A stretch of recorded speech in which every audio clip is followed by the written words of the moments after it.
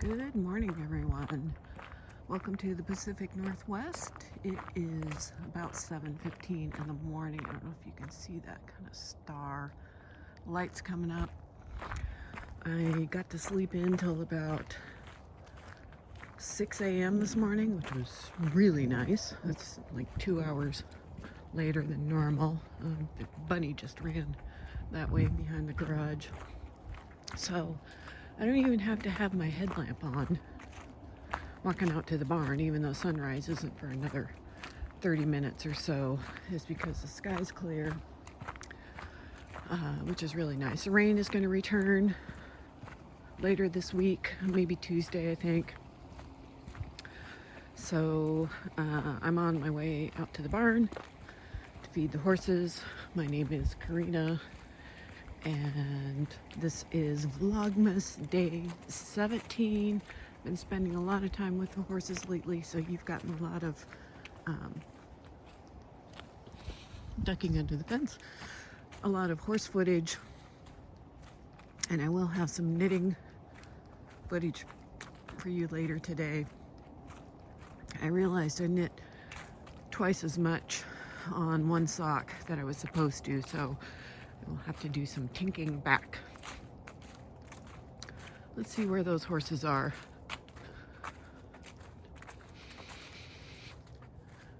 Not in their stalls, which is typical.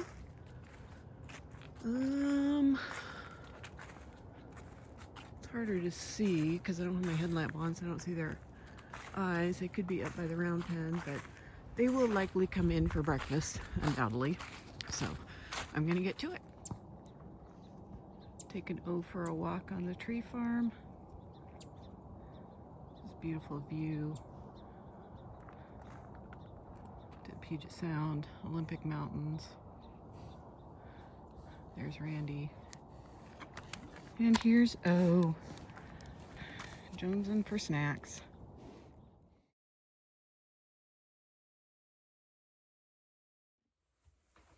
Hi everyone, welcome to the knitting segment of this Vlogmas podcast.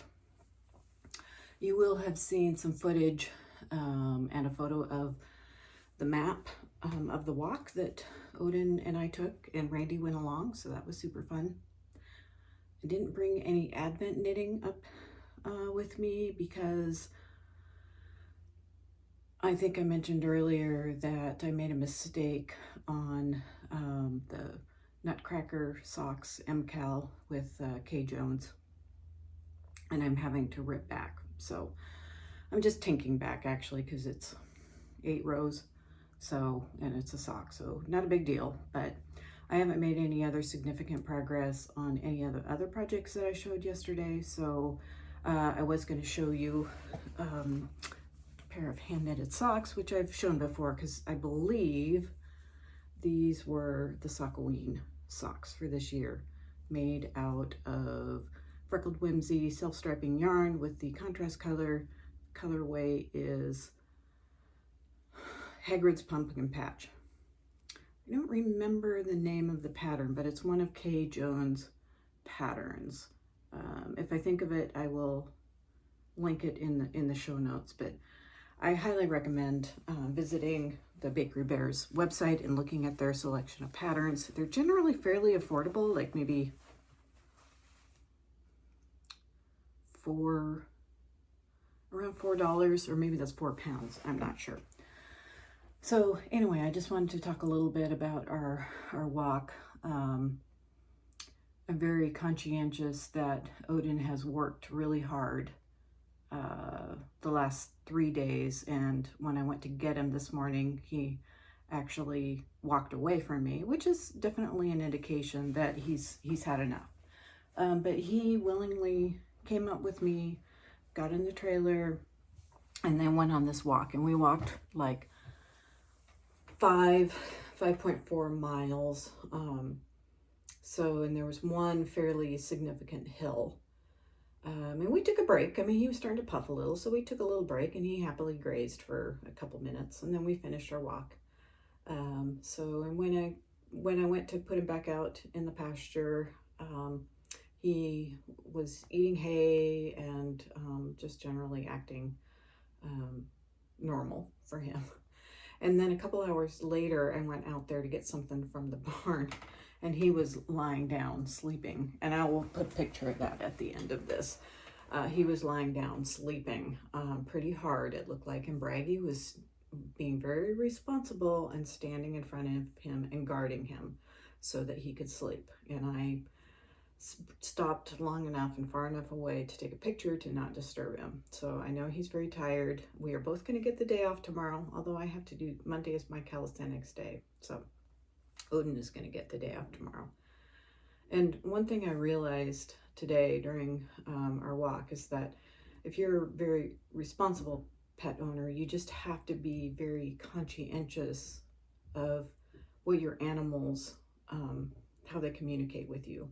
Because dogs and horses will literally die doing what you ask them to do. And that's a very sobering thought. And I'm sure I know I've made mistakes in the past. I mean, not that an animal died because of something I did, but there was, a time when I realized that I pushed too hard, and maybe I had to have the vet out for a horse. And I was just thinking back to a horse that I had when I was in my 20s. A very sweet mare who actually reminds me a lot of Odin. And I took her, I was riding a lot at the time, and I took her in the mountains having no idea she just wasn't prepared for that with the kind of riding that I had been doing with her. And it was a long trailer ride, and she back home, and she actually laid down in the trailer and was sweating profusely. So when we got back, unloaded her, I had to have the vet out. So and I had done all the wrong things. I thought she was colicking. No, she wasn't colicking, which at the time you were supposed to walk your horse around, keep him up. Well, what actually happened is that she tied up, and what that means is that her muscles were just too taxed and they were like seizing up. So I mean, I did exactly the wrong thing. She recovered. I followed the vet's instructions very carefully on her recovery, and I trained a lot smarter then. I have another example with my dog Jody, who passed away at the ripe old age of 15 in 2020. Went on a walk and in the mountains, and we went up to this lookout, the fire lookout, and it was just, she didn't have a lot of like trail sense. She was off leash. Was she off leash? I don't remember. It's been too many years. But there was a lot of boulder hopping, and she just wasn't really good at that. Her view of getting from point A to point B was to go in a straight line, not to like pick your way around very carefully. And some dogs will do that. I mean, I had a friend whose dog was very good at that.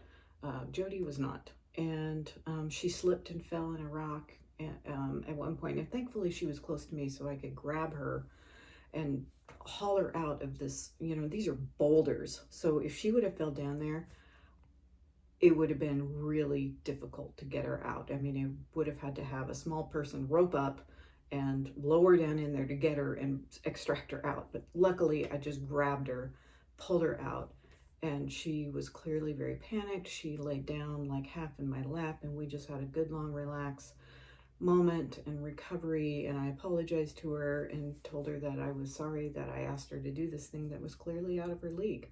So all that to say, we just have to be very mindful of our animals who are going to do anything for you. Now, not all animals would do that. I mean, our cats, no. They would not do that. If they don't want to do something, they're going to run away and hide. But herd animals or pack animals, there's a certain social structure. And I don't know enough about cows or other herd animals to understand how that works. I understand dogs and I understand horses and their hierarchy of leadership. And with horses, how leadership might change depending on who is making the best decision for the herd.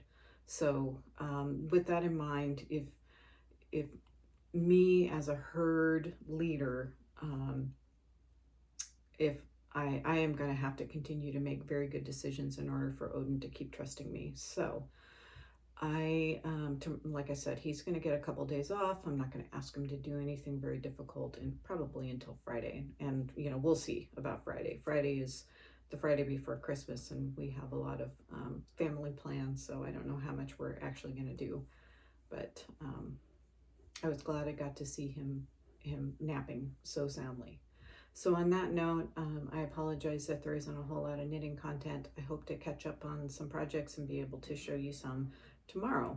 So happy Vlogmas Day 17, and see you tomorrow.